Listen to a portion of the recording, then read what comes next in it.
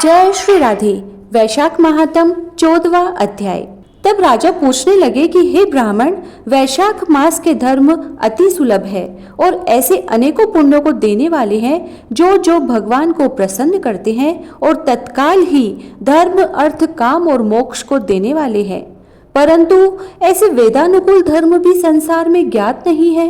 अनेक प्रकार के राजसी धर्म और तामसी धर्म ही इस संसार में विख्यात है। इसका क्या कारण है? श्रुतिदेव कहने लगे कि हे राजन, संसार में भोगों की इच्छा करने वाले मनुष्य अधिक संख्या में है, इसीलिए रजोगुण और तमोगुण अधिकांश में पाया जाता है।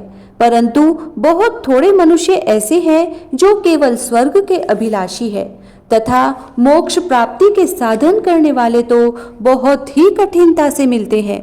इसीलिए राजस और तामस कार्य अति प्रसिद्ध है, किंतु सात्विक धर्म बहुत कम, जो कि भगवान को प्रसन्न करने वाले हैं।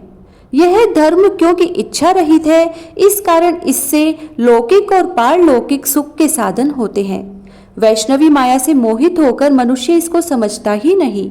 जैसे आदित्य के प्राप्त होने पर मनुष्य के मनोरथ पूर्ण होते हैं, परंतु वैशाख मास के सब धर्म सात्विकों के लिए कहे गए हैं और यही सतोगुणियों का धर्म है। इस पर एक पुरातन इतिहास कहता हूँ। इक्ष्वाकु वंश में नृगपुत्र एक बड़ा यशस्वी, अक्रोधी, ब्राह्मणों का मान करने वाला राजा हुआ है। एक दिन वह शिकार खेलता हुआ वशिष्ठ जी के आश्रम में जा पहुंचा। वहां पर उसने देखा कि आश्रम के मार्ग में वशिष्ठ जी के शिष्यों ने कहीं प्याऊ लगा रखी है, कहीं छाया मंडप बना रखा है, कहीं बावली साफ करवा रहे हैं, कहीं बैठे हुए लोगों पर पंखे से हवा कर रहे हैं, कहीं सुगंधित वस्तुएं और फल बांट रहे हैं, मध्याह्न के समय छत्री दान कर रहे हैं, सायंकाल को पीने की वस्तुएं दे रहे हैं, कहीं पान और कहीं कपूर आंखों में लगा रहे हैं, कोई वृक्ष की छाल को स्वच्छ कर उसको ठंडा करने के लिए बालू मिट्टी में बिछा रहे हैं, कोई वृक्षों पर झूल रहे हैं। राजा ने उनसे पूछा कि तुम कौन हो और क्या कर रहे हो? तब उन्होंने उत्तर दिया कि हम ऋषि वशिष्ठ के शिष्य हैं और उन्हीं की आज्ञा से वैशाख मास के धर्मों को कर रहे हैं। राजा ने फिर पूछा कि इन धर्मों को करने से कौन से देवता प्रसन्न होते हैं और क्या फल मिलता है? वह कहने लगे कि राजन, हम अपने गुरु की आज्ञा से यह सब कर रहे हैं और हमको बताने का अवकाश नहीं है, अतः आप हमारे गुरुजी से यह सब बातें पूछ सकते हैं। शिष्यों की यह वार्ता सुनकर वह महायशस्वी राजा संपूर्ण धर्म के तत्वों को जानने वाले श्री वशिष्ठ जी के आश्रम की तरफ चल दिया।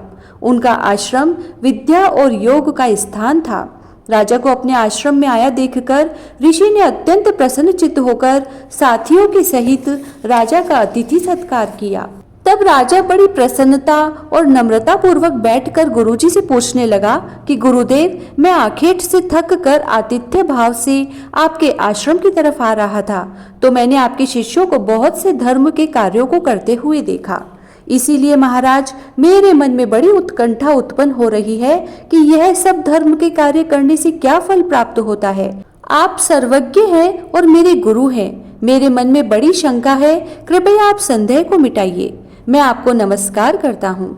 वशिष्ठ जी कहने लगे कि राजा, ऐसा प्रतीत होता है कि तुम्हारे पुण्य फलीभूत हो रहे हैं, जो तुम्हारी बुद्धि भगवान की कथा और उनके धर्म के तत्वों को जानने में लगी है। तुम्हारी बुद्धि अत्यंत पवित्र और सुशिक्षित है। जो प्रश्न तुमने किया है, हम हर्ष पूर्वक इसका वर्णन करते हैं। इसके सुनने मात्र से बहुत से पापों का नाश हो जाता है। जो सब धर्मों को छोड़कर विषयासक्त हो जाता है, वह भी यदि प्रातःकाल वैशाख का स्नान करे तो भगवान का प्रिय हो जाता है। जिसने धर्म के सब कार्य सांगोपांग किए हों किंतु वैशाख का आदर न किया हो, तो भगवान उससे दूर ही रहते हैं। जिसने वैशाख मास बिना दान और स्नान के खो दिया, वह इस कर्म से चांडाल योनि में जन्म लेता है। जो वैशाख मास में श्रद्धा से भगवान का थोड़ा भी पूजन करता है, वह उसी से प्रसन्न हो जाते हैं। अधिक धन, अधिक परिश्रम वह नहीं देखते। वैशाख मास के धर्म अति सुगम है तथा भगवान को प्रसन्न करने के लिए उनमें श्रम भी थोड़ा और व्यय भी अधिक नहीं करना पड़ता। इसीलिए जो वैशाख मास के धर्मों को नहीं करता वह दंडनीय है। इस प्रकार ऋषि ने राजा को सब शास्त्रोक्त वैशाख मास के धर्म समझाए। तब राजा सब धर्मों को सुनकर तथा यथोचित गुरु की पूजा करके अपने घर चला गया और घर पहुंचकर वैशाख मास के सभी धर्म करने लगा। जय श्री राधे। 14वां अध्याय समाप्त।